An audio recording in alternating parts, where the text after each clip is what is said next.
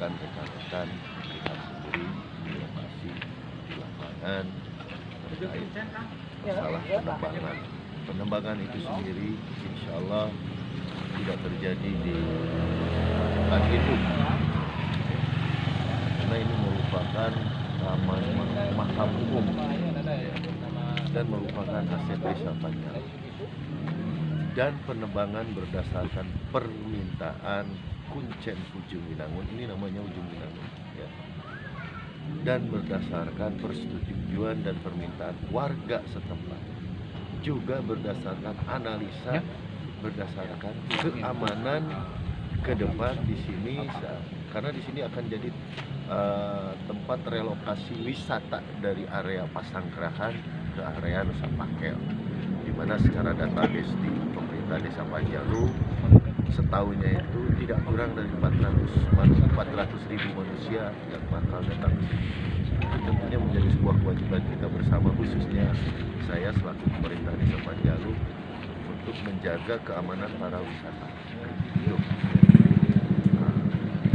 Juga bukan dari pembangunan yang ada hari ini, dari mulai di sini sampai ke Nusa Pakel tadi, itu tidak memakai bukan dana dari bantuan provinsi yang nilainya katanya 12 miliar.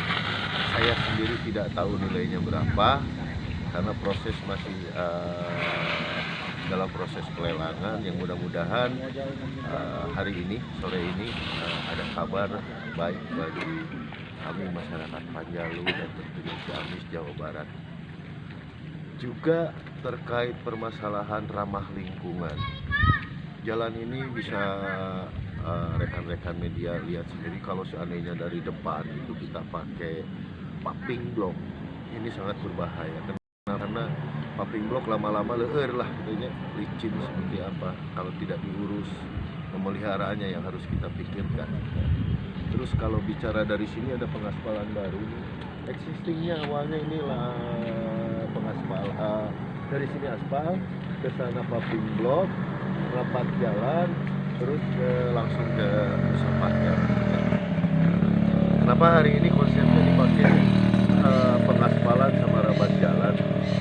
Satu, yang paling utama itu kami bekerjaan dengan waktu rencana revitalisasi. Jangan sampai nanti revitalisasi memang terjadi, terlaksana, di sini persiapan belum itu. Ya. Kedua, yang saya habis kul pagi. Oh iya. Ini nyambung nggak? Ya. Nanti bisa dijelaskan juga berapa hektar ya Pak yang hutan lindungnya ya Pak? Oke.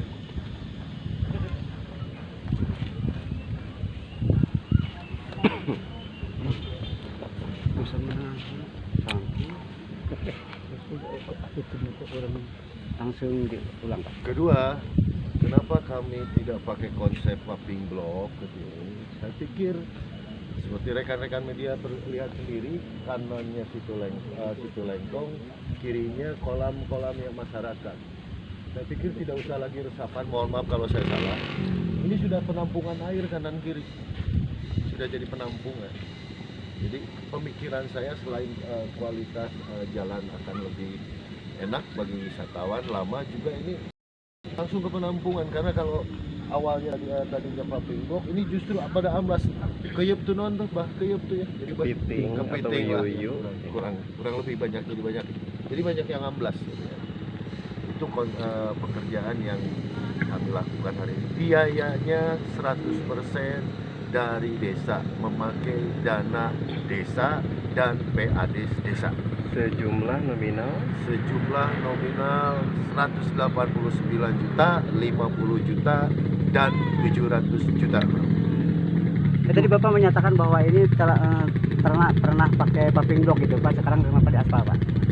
Tadi sudah saya utarakan, waktu saya lihat dengan pakai paving block, posisi jalan tuh amblas. Ya. Jadi existing pada saat sebelum dibenahin itu amblas, dan posisinya akhirnya banyak, terutama di titik yang di aspal hari ini, itu aspalnya rusak berat dengan konsep-konsep yang menurut pemahaman saya kanan kirinya sudah penampungan, bukan resapan lagi di sini. Kecuali yang di Nusa Pakel itu resapan yang harus dipertahankan menurut pemahaman saya. Seperti rekan-rekan media lihat di Nusa Pakel sama sekali kami tidak pakai aspal, tidak pakai apa, pumping block dan rumput. Pumping block dan rumput di sana.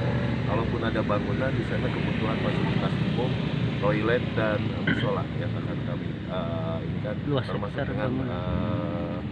taman-tamannya dan pepohonan-pepohonan. Luas hektar. Adapun luas situ Lengkong ini kurang lebih 70 hektar kurang lebih ya.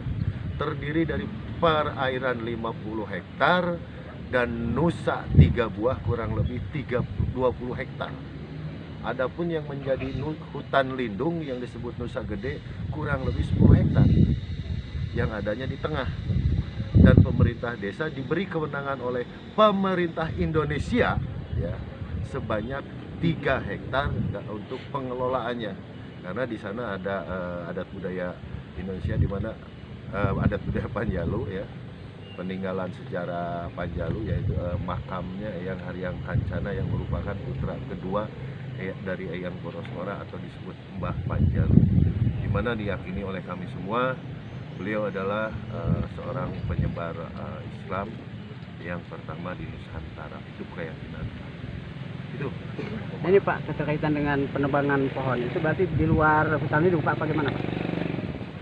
Secara data kita bicara data. Menurut BKSDA yang ditebang itu ada di luar hutan lindung. Menurut lingkungan hidup yang ditebang itu kawasan Ujung Winangun itu bukan hutan lindung. Menurut BKSDA Ujung Winangun itu bukan kawasan hutan lindung.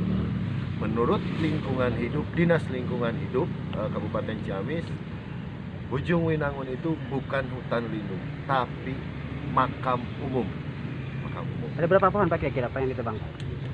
Permintaan Kuncen ada yang prioritas ada 3 pohon. Hari ini kami baru mengeksekusi 1 pohon yang dari permintaan 3 pohon kami jadi menebang 6 pohon. Ya, kenapa jadi 6 pohon?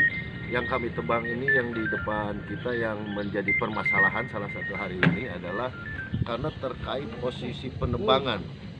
Ke belakang tidak mungkin, ke depan tidak mungkin, ada makam yang sakti, ke belakang ada musola, ke sebelah sana ada gerbang dan bangunan. Tidak lagi kami ambil ke daerah sini. Konsekuensinya pohon limus dan pohon aprika itu yang kami harus tebang juga. Jadi bisa dijelaskan keroposnya Pak, biar nanti saya potong aja. Oke. Kalau yang ditebang ini keroposnya berdasarkan faktor alam. Yang hari ini kita tebang, yang keropos itu faktor alam. Yang 2 lagi belum kita tebang ya. Yang 1 itu karena tersambar petir kelihatan dari bawah ke atas, itu belah dan bahkan di bawahnya sudah pada lapuk. Yang di sini ini faktor alam, cuma tidak semua itu dahan ya. Dahan ya. Dahan tapi gede, ini segede perut kita ya dahannya. Itu kurang lebih. Ya ini Pak, sekarang menyambung lagi keterkaitan dengan Asep Depo waktu kejadian di ada katanya ada suruhan dari Bapak, itu betul apa tidak Pak? Suruhan Bapak Paku gitu katanya. Apa gimana? maksudnya Ya. di apa ya? Yang jelas biar saya tidak salah jawab. Maksudnya mungkin ada suruhan dari Bapak untuk mengundang Pak Asep Depo keterkaitan dengan ada berita dari YouTube gitu kan Pak, untuk mengklarifikasi Asep Depo nya intimidasi gitu nih Pak. Bukan suruhan, saya yang ingin bertemu. Ya, saya yang ingin bertemu. Tujuannya saya minta klarifikasi terkait pernyataan-pernyataan beliau ya. Dan rencana pertemuan awal ada di Cahurbeti. Di Cahurbeti itu sendiri saya tidak tahu tempatnya di mana, mohon maaf karena saya lamanya di Bandung ya. Jadi akhirnya jadinya di sekretariat IPJI, itu pun dengan berbagai pertimbangan dan atas kebaikan dari rekan IPJI menawarkan tempat ya, dan disetujui oleh Asep Depo ya. Karena permintaan saya di mana saja yang penting Asep Depo setuju. Karena saya sekali lagi saya kurang paham, kurang tahu tempat yang baik, yang enak di Ciamis ini. Tapi ada katanya ada informasi ada pukulan gimana Pak? Betul apa enggak itu? Kalau saya tidak melihat ya, seperti tadi saya terangkan, saya datang ke sana masuk tuh saya sendiri di depan pintu itu, turun dari mobil saya berjalan berdua, rekan-rekan masih di jalan, 2 mobil bukan 7 mobil dengan jumlah 8 orang ya, dengan jumlah 8 orang. Jadi yang masuk dari 8 orang ini hanya saya dengan saudara Pandu, kaur umum saya. Kebetulan dia sekjen dari PAC PDIP di sini juga ya. Kebetulan dia. Ada tersiar kabar Asep Depo ini mendapatkan tindakan kriminalisasi, ada pengeroyokan, bagaimana tanggapan Pak? Kalau saya tidak melihat, dan saya setelah kenalan, saya langsung kenalan dengan Asep Depo dan rekan, saya tidak tahu namanya. Dan setelah itu saya masuk toilet. Setelah dari toilet, saya melihat Asep Depo dan rekan-rekan dari Panjalus sedang adu mulut ya. Terus terang di sana memang ada emosi. Dan disaksikan oleh Pak Kanit dari Polres Ciamis.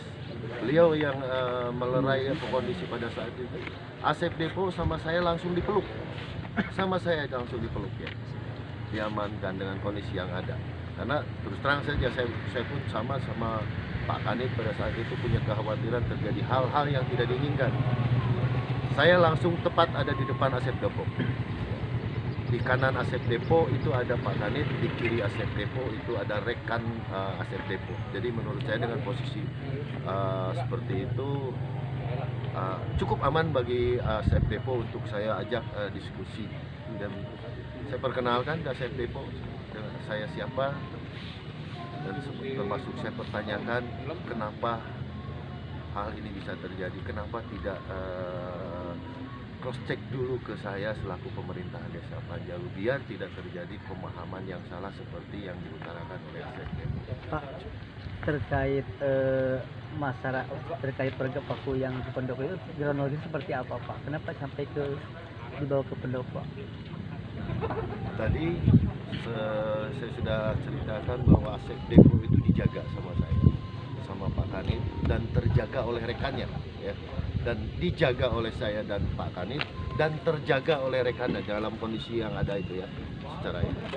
Dengan kondisi seperti itu, terus terang aja, saya pun emosi sebenarnya ke saudara Asep Depo itu ya. Termasuk rekan-rekan saya dari Panjalu sama-sama emosi. Saya pikir walaupun secara hukum saya akui ada salah ya, tapi secara kejiwaan bagaimana emosinya kami masyarakat Panjalu mendengar berita yang diutarakan oleh saudara Asep Depo jauh dari kenyataan. Dan itu yang bikin kami emosi. Dan jawaban Asep Depo pada saat itu mencela, bahkan maaf. Bahkan dia memperkenalkan langsung bahwa saya ini seorang calon dewan. Saya langsung, jangan bawa-bawa partai, biar kita tidak salah paham, tidak melebar ya. Tapi Bapak ada sempat ancaman juga nggak? Katanya ada sempat ancaman kayak gitu dari Yes, Pak. saya sendiri yang mengancam. Ya. Terus sekali lagi tadi mohon dipahami kondisi kejiwaan kami pada saat itu ya. Dalam artian saya mengancam, saya ingin Pak Asep Depo ini terus terang. Ini ada apa ada siapa di belakang ini? Ada motivasi apa? Ya. Pemahaman saya dengan beliau mengaku sebagai aktivis lingkungan hidup, apalagi menerangkan dia calon, intelektual dia harusnya lebih dari saya sendiri. Kenyataannya ini yang dia terapkan di lapangan sama sekali tidak pakai intelektualnya itu ya. Itu yang menjadikan dasar saya ini Asep Depo mencela. Dengan kondisi yang kurang bagus di pemikiran saya pada saat itu, insya Allah itu yang benar adanya. Saya harus selamatkan kondisi Asep Depo ya, supaya ini cepat beres karena kurang bagus posisinya. Supaya cepat beres, saya harus selamatkan. Tidak ada lagi pemikiran yang ada di benak saya harus bawa ke bapak saya, yaitu ke Pendopo ya. Karena kenapa tidak dibawa ke kepolisian itu ya. Saya tidak berharap ini masuk ke ranah hukum. Kenapa? Karena jangan sampai terjadi pemahaman dari pihak pemerintah bahwa Panjalu tidak kondusif, ya. Bahwa Ciamis tidak kondusif, khususnya di Panjalu. Ini yang saya cegah. Makanya tidak, yang ada di benak saya tidak ada jalan lain. Saya harus ke bapak saya. Demi Allah, bapak saya tidak tahu apa-apa. Demi Allah, demi Rasulullah. Yang namanya Bupati Ciamis Herdiat itu tidak tahu apa-apa. Dan pendopo bahkan tidak tahu apa-apa juga. Ya. Bukan hanya Pak Bupatinya, pendopo tidak tahu apa-apa. Kami datang ke pendopo, entah, yang saya pahami saya cuma 2 kendaraan ya, 2 mobil. Ya. Menurut dia ada 7 kendaraan, mungkin ada rekan IPJ, mungkin ada, bukan mungkin lagi, dipastikan ada dari Intel ya, dari kepolisian. Itu yang pada saat, bahkan motor juga banyak. Itu yang terjadi saat itu. Dan kami di pendopo diterima oleh ajudan, langsung dibawa ke belakang. Di belakang setelah saya menjelaskan maksud dan kedatangan saya, Pak Bupati bertanya sebentar tentang beberapa hal yang memang Pak Bupati tidak paham sama sekali ya, sama sekali. Nanya ke saya, setelah dijawab, Pak Bupati memberi wejangan, kumahage kolot ke budak lah ya, bahkan yang diberi wejangan itu bukan saya saja, Asep Depo. Bahkan Pak Bupati seringnya menegur pihak saya ya, kenapa? Ya mohon maaf, emosi masih tinggi. Di depan Pak Bupati aja emosi kami masih tinggi. Dan Pak Bupati yang meredamnya. Setelah itu Pak Bupati menyuruh kami pulang. Pulang sudah kami, tidak ada masalah apa-apa ya. Harapan itu seperti itu, namun sayang dalam beberapa hari kedepannya saudara Asep Depo, islah kita ini tidak berlaku bagi dia ya. Bahkan sekarang melebar dengan membawa-bawa bendera lain. Itulah yang kami sangat sayangkan terhadap saudara Asep Depo. Tapi sekali lagi, yang sudah ya. Bendera lain yang dimaksud adalah dengan Banteng Muda Indonesia Kota Tasikmalaya, begitu Pak Bu? Saya pikir rekan-rekan lebih tahu itu, jadi jangan sampai saya salah jawab ya. Siap. Ini Pak, satu lagi Pak, yang sekarang yang lagi hangat dibicarakan itu keterkaitan dengan ada nominal 12 miliar, itu gimana Pak ceritanya Pak? Saya sendiri nggak tahu, saya kepala desa Panjalu aja tidak tahu apa-apa, belum tahu, belum pasti ya. Belum pasti. Asep Depo tahu dari mana gitu ya. Mudah-mudahan aja memang benar 12 miliar ke kami. Ya. Cuma yang saya tahu Pak Bupati dan Pak Gubernur memang berniat untuk merevitalisasi situ Lenggong Panjalu supaya lebih baik dan lebih bagus. Itu yang saya tahu. Mungkin di sekarang mungkin Pak ada harapan ke depannya akan seperti apa Pak yang akan dilakukan oleh Bapak setelahnya terjadi seperti ini Pak? Ini ujian bagi Panjalu. Ini ujian bagi kami semua, termasuk ujian bagi Pak Bupati dan Pak Gubernur. Insya Allah saya ikhlas bersama rakyat Panjalu menghadapi ujian ini. Yang sudah. Mari kita tutup, mari kita bergandengan tangan. Ya. Kita saudara, sekali lagi. Jangan dibawa ke melebar, apalagi ke ranah politik. Saya tidak tahu politik. Satu mimpi saya, mewujudkan mimpi dan harapannya masyarakat Panjalu menjadi yang baldatun thayyibatun warabun. Itu harapan saya. Iya.